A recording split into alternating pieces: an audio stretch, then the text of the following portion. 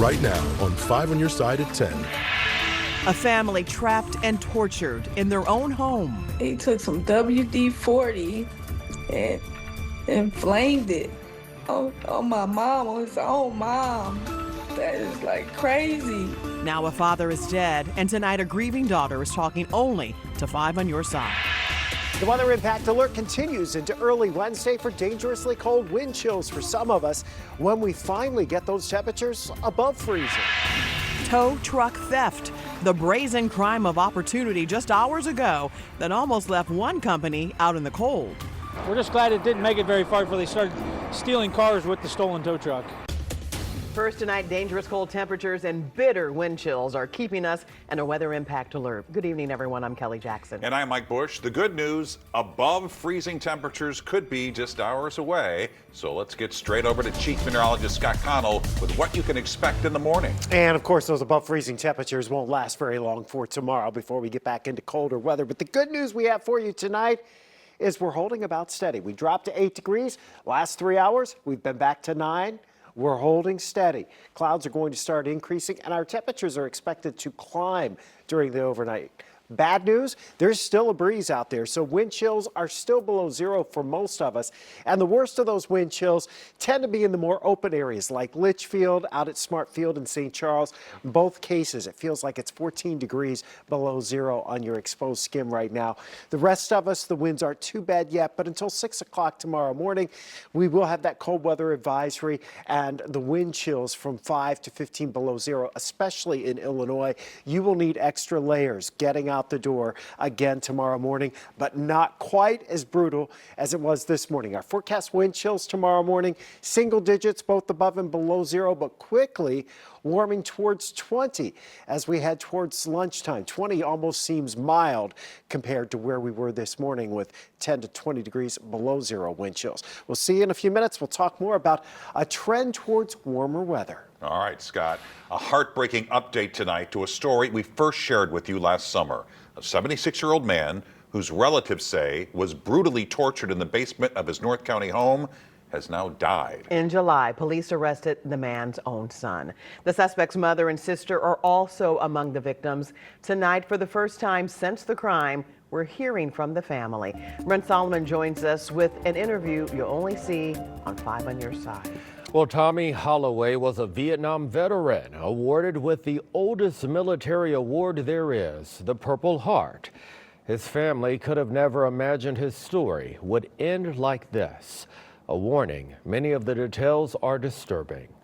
I tried to save him. I tried to save my mom. I tried to save everybody. And I couldn't save him. Jackie Robbins is trying to tell the story. I'm sorry. But it's hard. She lives in Nebraska now, but many in the St. Louis area would know her from her old restaurant, Rib Shack, which operated for years. One location here on Natural Bridge Road, another at Cass and 13th. She moved a few years ago and often checked in on her parents who lived here in Bellefontaine Neighbors.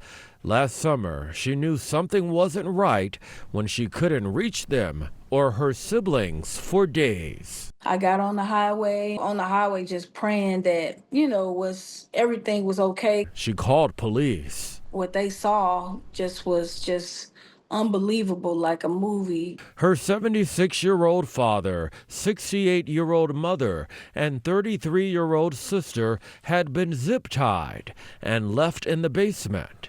Several days without food and water, had been torture beaten. My mom was set on fire. Look, as police arrested 35-year-old Anthony Holloway, who lived here with his parents. He kept just literally hitting them, like stabbing them in the eye, to the point that my dad lost his eye. Threw water on them. He had a whip that he had bought, and he kept hitting them with the whip. He took some WD-40 and inflamed it on my mom, on his own mom. That is like crazy, just to throw your own mother down the step. It's crazy. All 3 victims were hospitalized for months. Her mother and sister were released from the hospital, but her father never got better. He died last week. But I think a lot of people would wonder why. Yeah. Charging documents show before all of this happened, the parents tried to break up an argument between the suspect and his sister. Did you ever expect any type of behavior like this? Not towards his parents, never towards his parents. I wouldn't have never expected that. Last year, Anthony Holloway was charged with kidnapping and assault. Now that his father has died, the prosecutor's office tells me it will let me know if charges are upgraded. An online fundraiser is now in place to help with medical and funeral costs. You can find that right now on KSDK.com. Right now, police are searching for a suspect caught on camera in a deadly shooting. Officers found 32-year-old Portia Rowland dead outside her garage early this morning in Collinsville. The major case squad and 30 investigators are helping with this investigation. Neighbors say the crime has shaken the whole community. It's making me wonder is this a safe neighborhood anymore? You know, I don't want to have him here, so we may be looking for other places because this is too close to home. Anyone with information is asked to contact Crime Stoppers at 866-371-TIPS. Now to a bizarre and brazen theft. Just 4 hours ago, a desperate thief hopped into a running tow truck and stole it from a North St. Louis County neighborhood. New at 10, Robert Townsend tracks the crime, reminding us all to never leave your car idling in the cold unattended, no matter the size. On this frigid, single-digit cold night, a thief caused a lot of problems for North St. Louis County tow truck company. It'll happen to anybody. That's just the world we live in. Cody Thornhill says around 5:30, his brother dashed inside his rental property in Overland. In just 15 minutes, he came back outside and saw his idling tow truck gone. It was a first for the 9-year-old small business. Had a lot of stuff stolen in our life, but not a tow truck. The owner quickly called police. Word about the unusual tow truck theft took off on social media. Several people reported seeing someone in the stolen wheels driving erratically down 170. There was a lot of shares on Facebook, thanks to everybody that shared our posts. But once Normandy and Overland police got to 170 and Natural Bridge, they realized the wanted thief apparently never drove the tow truck on the interstate, but along this grassy area beside it. The owner says the cold-hearted crook got stuck in this ditch, abandoned the tow truck, and ran off. So the thief actually stole the key to this tow truck, and listen to this, he also took off with one of the guy's sandwiches that was sitting on the front seat. They needed a ride, I think. We're just glad it didn't make it very far before they started stealing cars with the stolen tow truck. The relief tow truck team now knows firsthand, no matter how cold it gets, keep an eye on your wheels this winter. You don't really think about it, you leave the truck running so when you get back in it, it's warm like everybody does. You got to get a different key and ignition put in it, but we'll do that tomorrow and we'll be back at business. Robert Townsend, 5 on your side. More heated debate tonight at the St. Louis County Council meeting. Within the last couple of hours, they passed 2 contentious bills, one that could ultimately give the council power to remove department heads. 5 on your side's Laura Barczewski is just back from that meeting. Laura. Mike and Kelly, when this measure was first put on the agenda, it also included powers to remove the county executive. That has since been taken out of the bill. On April 8th, St. Louis County voters will decide if they want to give the county council the ability to remove the county councilor and department directors with 5 of 7 votes. Council Chairwoman Rita Hurd-Days says this is a result of directors misleading and lying to the council during official testimony. She says they had no way to hold them accountable. We have been forced to deal with chronic stonewalling and in some cases outright deception. That is an affront to good governance. I will not stand idly by while our constituents are robbed of the transparency and honesty they deserve. County Councilwoman Lisa Clancy was the only one to vote against putting this in front of voters. She called it an overreach and says it puts department directors in the crosshairs of the council's ongoing conflict with County Executive Sam Page. Another big move tonight. The council voted to pass legislation that would hire an outside attorney to draw up an intergovernmental agreement for the new law enforcement training center. St. Louis County will now pay up to $25,000 to attorneys at Hush Blackwell to draw up this agreement. The agreement, once completed, will allow St. Charles, Franklin, Jefferson, and St. Louis counties to use the facility to train their officers. Several members of the council say they shouldn't have to pay for outside attorneys when they have dozens employed by the county already. But they got on board with spending the money in fear of losing $50 million from the state to build it. People in the crowd also spoke out against building it in general. So we're going to have to spend a little bit to get a lot. And so reluctantly, I will be supporting this. Not so much because of the dollar amount, but because we need to move this issue forward. We need money for schools, healthcare, and housing, not brand new facilities arming already overly militarized and deadly police forces that target marginalized communities. It will likely be a number of weeks before the council can move to the next phase of approving the agreement. Good news tonight for St. Louis police officers. They're getting a 7% pay raise. City officials and the St. Louis Police Officers Association announced the new collective bargaining agreement today. The starting salary is also going up from $53,000 to nearly $57,000.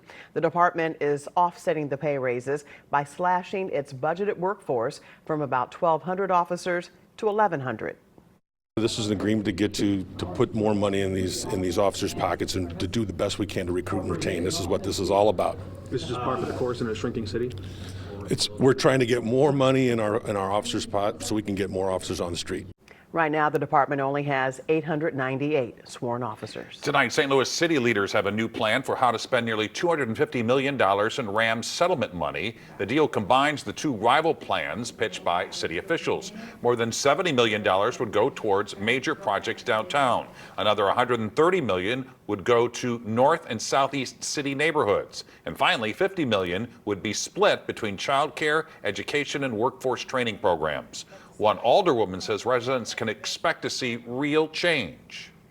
People are tired of us making promises to them and nothing happens.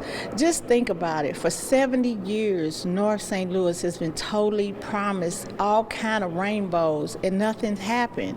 With this bill, I'm confident it will happen. Remaining funds would go towards water main repairs, street and sidewalk fixes, and would help promote housing and small business incentives. Into the ice. Tonight, a Missouri officer's daring rescue of a mother and her baby caught on camera. Our recent snowfall has put a post office promise to the test.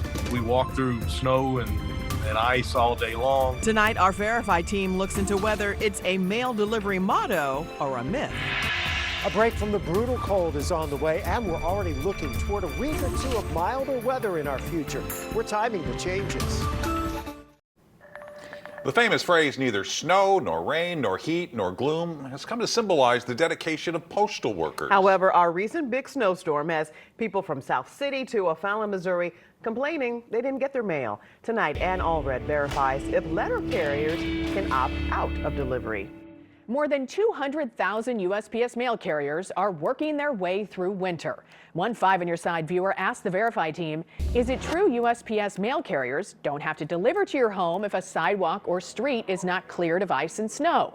Let's verify. Our sources, Brian Renfro, President, National Association of Letter Carriers, and USPS.com.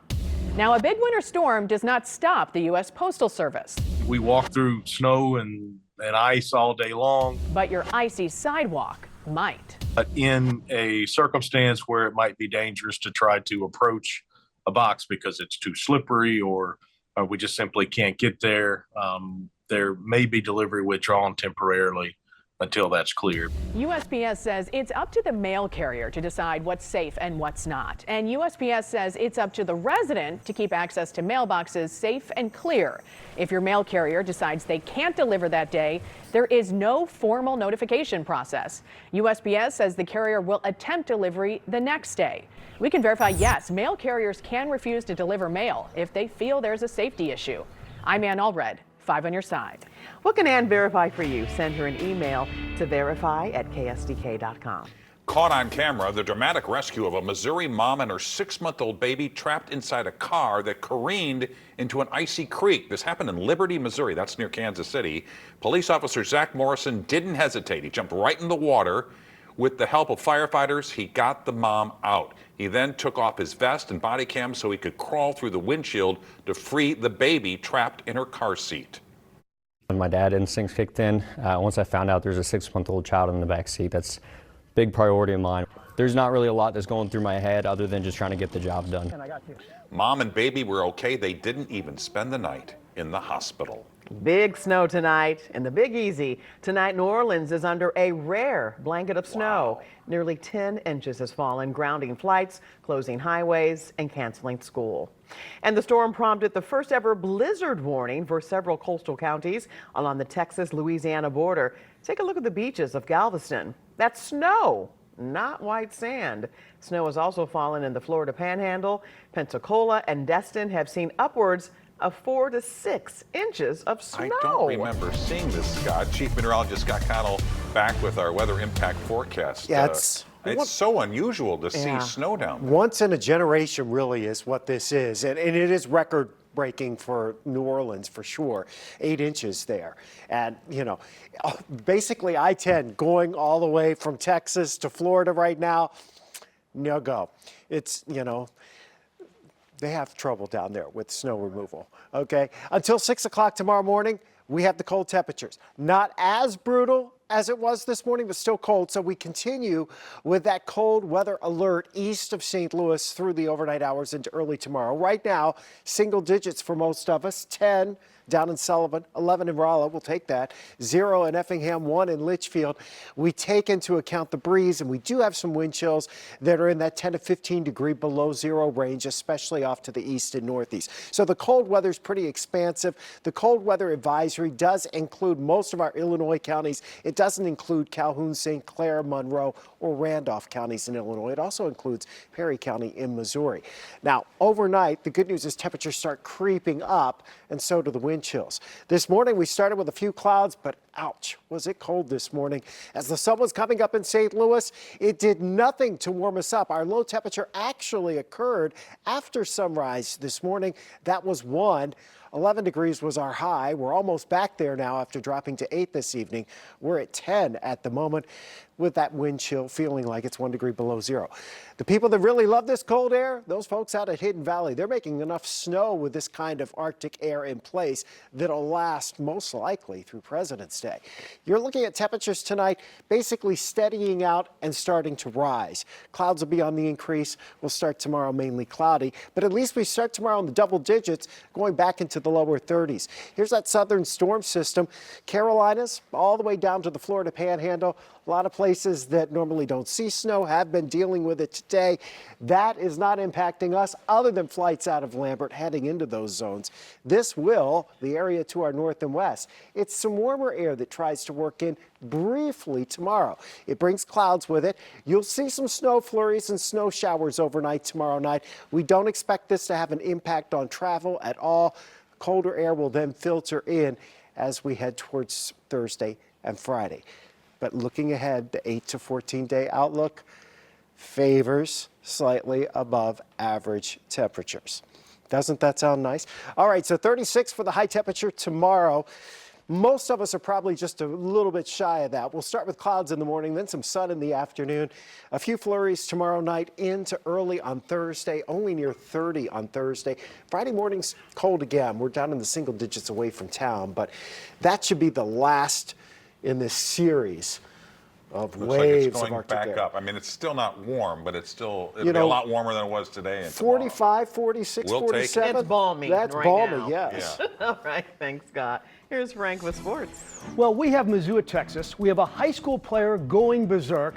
You'll hear the soundbite of the month from a Cardinal pitcher and hear the story of an incredible basketball coach. This 5 on Your Side Sports Report is sponsored by Onder Law Injury Attorneys. For the first time in almost 2 years, Mizzou basketball is ranked. But tonight, they were deep in the heart of Texas. It may not be the Alamo, but Mizzou had a chance to take a stand. Red Panda performing. She is amazing at this Texas-Mizzou game. And this is kind of amazing, too. End of the half, Julian Larry, Tremont Mark with feeling, Texas up 7 at the break. Have you ever heard of being posterized? That is what Tamar Bates does right here. That is masculine. Poor Caden Shedrick. Shedrick, though, had a big moment late, and Texas wins it 61-53. To the Palace on Ballas, Vianney against DeSmet, who hasn't lost to a team in the state this season. But tonight, they had to deal with the great Luke Walsh. He had a 50-point game earlier in the year versus CBC, and he did it again tonight. 50 points in 32 minutes. Wow. But the Celtics would struggle to win at DeSmet. Riley Massey with the bucket. Spartans win 77-74. Major League Baseball has just released their Hall of Fame class. Leading the way is Ichiro Suzuki, the first Japanese player to be enshrined. The 10-time All-Star was one vote away from being unanimous. That writer should lose his vote. Billy Wagner also got in. He has the highest strikeout rate in baseball history and 422 saves. And CC Sabathia, who won 251 games and has the most strikeouts for any left-handed pitcher in American League history with 3,093. So the winter warm-up gave us about 15 hours of interviews with the Cardinals. I am going to just give you the dessert, the best 30-second soundbite. And it surrounds this man, Quinn Matthews, who signed a lot of autographs this weekend. He's the minor league pitcher of the year. But apparently, according to a fellow pitcher, it wasn't enough for him. I was telling him he had such a great year. Like low A dominated, high A dominated, same with double A. Just ran out of gas, I think, at the end, and he is losing his mind. And I'm just totally ratting him out here. He's like, dude, oh my gosh, my Quinn. Dude, you've had an exceptional year. You could give up 20 runs tomorrow. You're still going to win minor league pitcher of the year. You're still going to win Cardinal pitcher of the year. You'll be fine, I promise you. Oh, dude, I suck. I'm like, oh my God, this guy's an idiot. Finally, he makes $12,500 a year to coach a college basketball team. And he washes his team's uniforms after the game. But make no mistakes, Jay Harrington is a Hall of Famer. Imagine coaching for 50 years. Imagine winning 1,000 games. And imagine coaching 750 players. I like to be around my boys. They're my boys. They're my family. We can't let them get hot out there. You have to guard better. Last night, on the court with his name on it, Southwestern Illinois coach Jay Harrington won his 1,000th game as Swick blasted Jefferson Junior College. Harrington's teams play with discipline, the kind he demands of his players on and off the court. I expect them to come in the door with their hoods down, their pants pulled up. If I see them without that, I get on them. I expect them to be on class on time without their telephones. The person who he communicates most with is his wife of 42 years, Patty, who sits behind him at games. And she knows the deal. He's sometimes non-existent at home, so I'll say something to him and he won't hear it. And yeah, he won't know what's going on because he's watching film or doing something else. I left her at Three Rivers the first year we were married. We went and played Gene Bess and we got our butts just annihilated. And I told her to sit on the front bench, and I walked out the back door and left her for 30 minutes, and there was no cell phones. I thought that I was going to be divorced after being married 2 months. The relationship and the winning has endured, and there's no sign of stopping for this 76-year-old who wants to be remembered this way. Someone that really cared about the game and it cared more about the kids that played the game for me. Let me say they have a great marriage, first of all. Yes. And second of all, when he yells at his team, he always says, "You're better than that." And he just has a way of getting to them, but not going over the top. He's just a wonderful guy. And I like the no cell phones, too. Yes, we should all have that in schools. He really loves the game. All right, thanks, Frank. Anheuser-Busch is planning something big for the Super Bowl, and a teaser video has people all ears. Just let your heart flow. The Budweiser Clydesdales are always a hit when it comes to Super Bowl commercials, and this year it appears a sharp-eared Clydesdale foal may steal the show. Oh. Anheuser-Busch dropped a teaser ad featuring a pair of tiny ears promising something big. is coming. Adorable. And you can watch the big game. The stars of the commercial, including The Foal. Warm Springs Ranch in Boonville, Missouri, is hosting a football and foals party Super Bowl Sunday. Tickets are $100. The experience includes exclusive access to the horses, a buffet, and 2 complimentary buds. And Scott has a final check of the weather impact forecast. Hopefully by then it'll be in, I don't know, the 50s. Yeah, well, let's push for 45 to 50. And, Sure. we'll be in good shape. At least we're not going to be below 0 at most spots tomorrow morning. Temperatures are already trending towards warming. We're already back to 10 in St. Louis now. I mean, our high today was 11. We'll take 10. Temperatures keep going up overnight tonight. The wind chills, well, we have that weather impact alert overnight very early tomorrow morning. It'll be over at 6 or sooner as the wind chills climb back above 0. And there you have it. 5 on your side at 10. We're always streaming on 5+. Be sure to start your day with Today in St. Louis beginning at 4 a.m. Have a great tomorrow.